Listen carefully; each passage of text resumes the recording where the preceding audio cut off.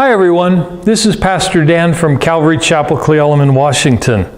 I want to talk to you today about the Christian's involvement in politics.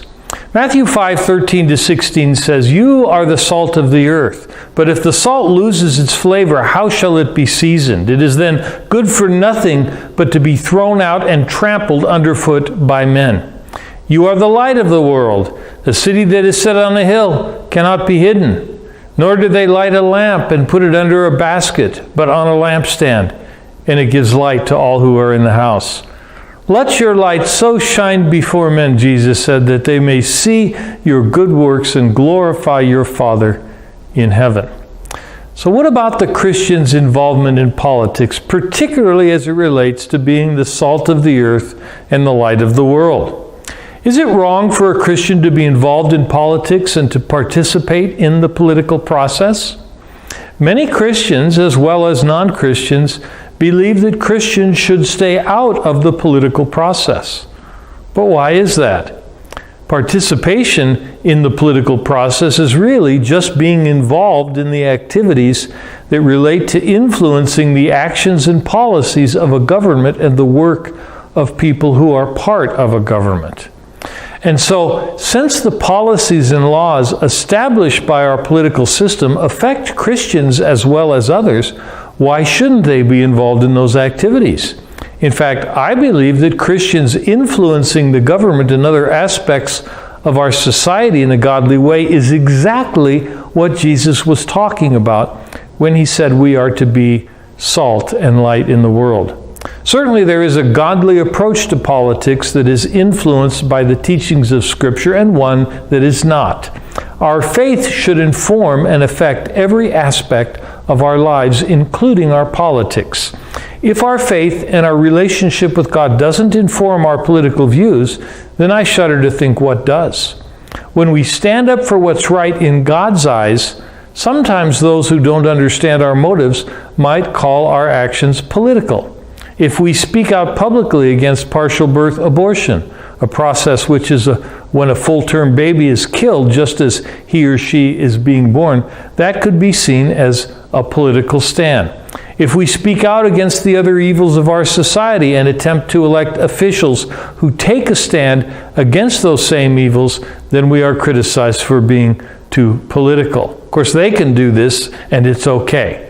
If we speak out against the unnecessary bans on Christians meeting together in a socially responsible way, we are called socially irresponsible and uncaring about others in our midst, even though Scripture commands us to meet together in order to grow in our faith and worship God as we should. So, do we stay or do we say nothing and do nothing on these issues of right and wrong because somebody might call us political? No, we must stand up for what God reveals as right. I don't think any Christian should have to apologize for taking a stand on political issues when being political is being influenced and informed by godly teachings and principles. We all have a moral or immoral base for our beliefs and actions. If the moral base for my political positions is my faith in God and allegiance to Him, I have nothing to apologize for or to feel guilty about. Listen, the ungodly political crowd are sure speaking up for their views and advocating for their positions. And they are sure working hard to get their candidates elected so they can impose their ungodly views on everyone else. And yet they don't consider themselves to be shoving their views down everyone else's throats. But somehow we are when we try to get our candidates elected.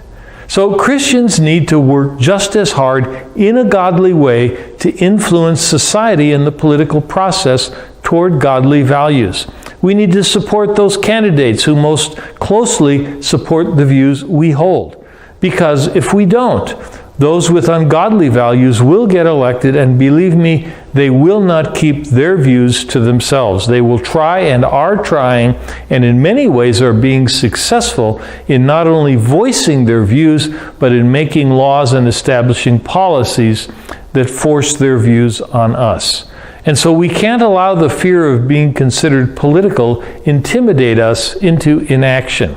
There is nothing wrong with being political if our politics are informed by God and the Scriptures. We shouldn't be afraid to stand up for good and support others who do the same in the election process. Again, if we don't, who is going to do it?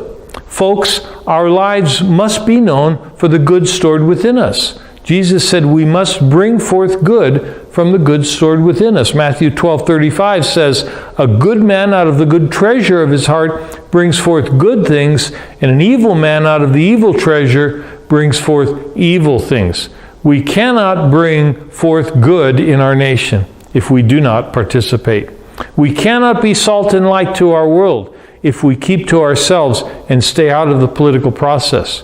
Are we guilty of doing nothing, even though we clearly see which policies are good and right and which policies are wrong and evil? Are we among those who complain about the direction our country is going, recognizing we at least have a small ability to influence, and yet we don't do it?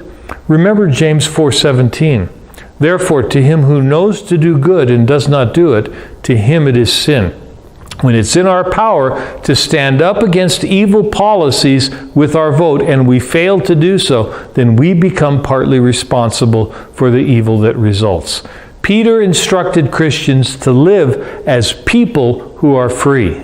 1 Peter 2:15-16. For this is the will of God, that by doing good you should put to silence the ignorance of foolish people. He says, live as people who are free, not using your freedom as a cover-up for evil, but living as servants of God. Do we really live as free men and women when we don't vote? Voting in a free society is one of the most cherished of all rights. Most people in other parts of the world would love the right to vote that we so often take for granted. We aren't free to sin, but neither are we free to ignore evil and allow it to grow because of our inaction. Inaction can indeed be a cover-up for evil, allowing it to thrive because we don't truly live as free men. Living as free men and women has a responsibility that goes with it. It's not just about being able to do whatever I want to as long as it doesn't hurt others. It's about preserving our freedoms when others want to take them away from us. And one of the most significant ways most of us can do this is by being involved in the political process through voting ourselves, through influencing others to vote, and by running for political office ourselves if God should so lead us. So get started in educating yourselves about the various candidates running for office and where they stand on issues that relate to biblical values. And vote your biblical values. You can be sure others will be voting their unbiblical, ungodly values. What are some of those biblical values? Well, there are the issues of abortion and marriage. The issues of homosexuality and transgenderism are two more of those issues. The issue of infanticide, where many on the left are advocating the refusal to give life-saving care to infants who survive an abortion and instead just allowing them to die on some table in the abortion room. Religious liberty is another issue. Though God requires our worship and commands it daily to be given in an unrestricted manner, and the Constitution guarantees this right as God-given, many on the left want to severely restrict this right, and some would want to eliminate it altogether. These same people on the left want to allow protests for the issues they hold dear and turn a blind eye toward the violence and the rioting that these protests often produce. But they would prohibit Christians and other law-abiding citizens from worshiping God and participating in peaceful protests that they organize. Since the courts are getting involved in deciding these issues, who gets the right to select these judges is also an important issue.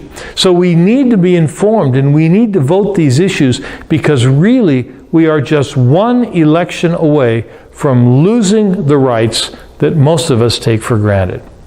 This is one way that we can be salt and light in our culture. Salt preserves, it seasons, and it disinfects all good things, and light reveals a clear path through the darkness. Let's be that to our culture. in the election season that we're engaged in right now. I sure hope you find this helpful. And if you do, why not give it a like, maybe a comment, and share it to your own Facebook page so that others might benefit too. May God bless you and keep you until we meet again.